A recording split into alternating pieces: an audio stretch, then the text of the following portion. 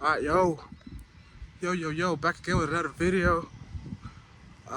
Today, I just low-key, high-key, want to talk about this little, process that I've been undertaking before I start making music.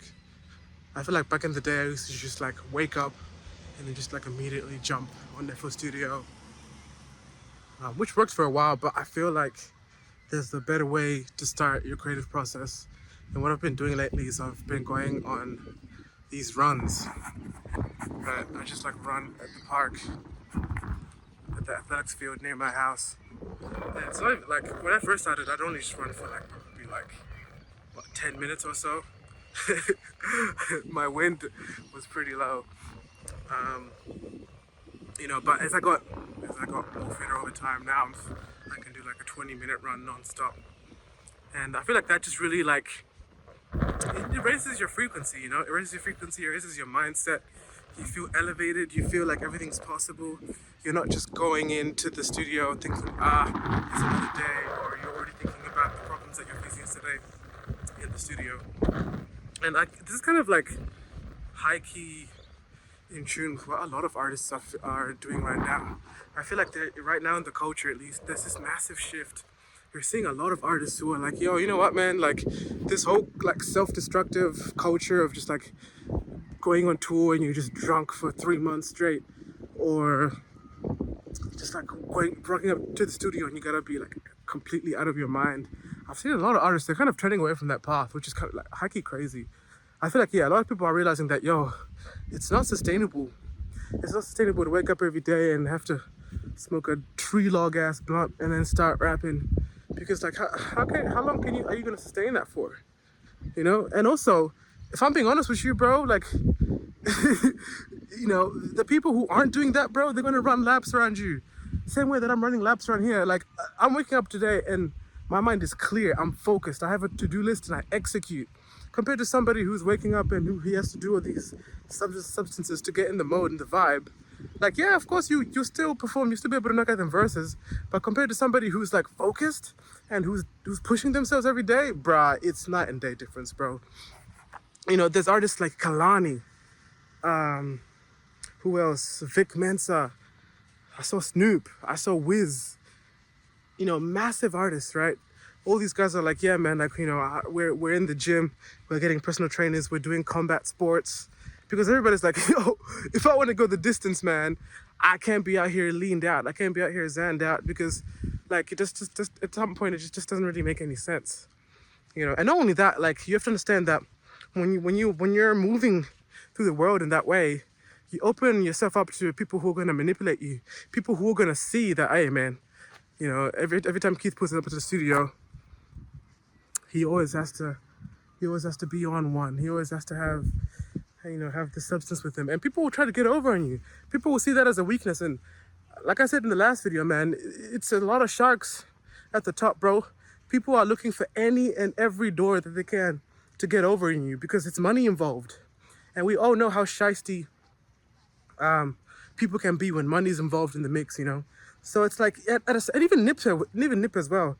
We all know that Nip was, part of the LA culture, and smoking weed is part of that culture, whatever. But I remember watching one of his interviews and he was talking about this. He was yeah, at some point, man, you can't be high in these meetings, because it's a lot of slick record label heads. It's a lot of slick people who are trying to, slide you a bad deal, and they're thinking, in their mind, they're thinking, oh yeah, this guy, he's a weed head. He's not focused, he's clouded. So let me just quickly draft this and sneak in a little slight jab in the contract. He's so high, he won't even pay attention. He won't even read it thoroughly, right? And boom, you've been bamboozled. And you only find out later when your lawyer is asking you, yo, what were you smoking when you signed this deal? It's a crappy deal. Did you even read this? And you'd be like, oh no, I didn't look at it. I just didn't think twice. I didn't think they were gonna do me like that. And reality is, guys, they will do you like that. Trust me, I've been in these situations working with high-end producers, people who work for these record labels, and they're looking. Even me, I haven't even blown up yet, right? But some of the deals that they've thrown me for some production work I've done, bro, You'd be surprised, man. You'd be surprised. I'm not gonna mention names, but they be people who you think are wholesome dudes too. They be throwing shady deals, trying to get you to sign real quick. You know, it's also important as well to like have a music lawyer, at least homies who understand, or even get ChatGPT to proofread your whatever contracts they send you. Be like, yo, ask the bot, is this a good contract? Is this in my favor? Right? Because man, it's you're walking into the lion's den when you're on this journey. Don't think that it's gonna be all sweet, and don't think that people have your best interests. Just like in the real work world, you know, I'm sure all you guys who are producers, you guys all have side hustles. You guys are working jobs. You guys are working at fast food restaurants, or you're in uni, university, college, whatever y'all may be doing. You guys already see that, hey man, people are here. They're trying to get one up on you. So don't think that just because we're all having fun making beats that element of trying to get over on another man disappears. Nah, it just intensifies, man. Because like, not only is money involved, but this is all about clout as well, and this is about power. It's a power struggle with these record labels and producers and other artists. It's a power struggle, you know. Everybody wants to be the top dog. Nobody wants to be at the bottom. Everybody's trying to get one up on you. So this all kind of ties back to what I was saying before. Exercise. So many people right now are not disciplined. So many people right now, they want the glory, but they don't want to suffer through the pain. And it don't work like that. That glory is short-lived. And not only is it short-lived, but it's hollow as well. When you haven't suffered for your victory, that's usually how all these artists end up getting, you know, stuck into this trap of having to like drink on tour all the time, because they've never disciplined themselves to go through day after day, trenchy day after day, and not give in to just like, I just need to wind down. I just need to make myself feel good at the end of the day. It's like, no, you don't, bro. You're not gonna die. I promise you. It's gonna be uncomfortable. It's gonna be painful. You might cry yourself to sleep one night at the month, but you're not gonna die. You're not gonna die if you don't hit that za. You're not gonna die if you don't take that pill, that perk. You're not gonna die, bro. Trust me. You're not gonna die. And if you feel like you're gonna die, man, like pray to God. God will deliver you out of that, because like you weren't born like that. You know, you didn't come out of the womb asking your mom for perks. You didn't come out of the womb asking your mom to roll up a za for you. So why is it so hard for you to be disciplined now? You know, from ages 3 to 11, you weren't smoking blunts every single day, and you were fine. You were happier than ever.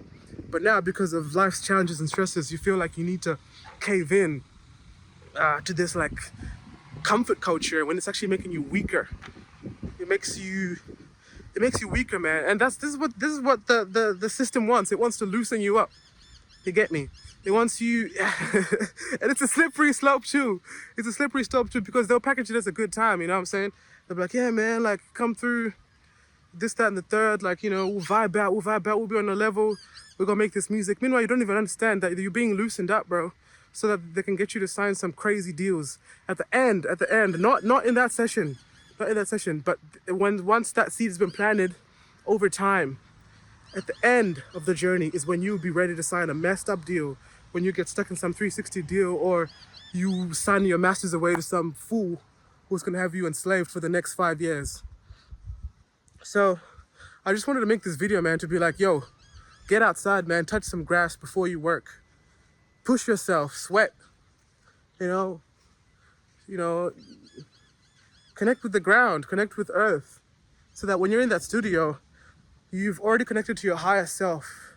You've woken up and you've chosen to give the world the best you. And your music will get better. You'll be a pure vessel. You have substance.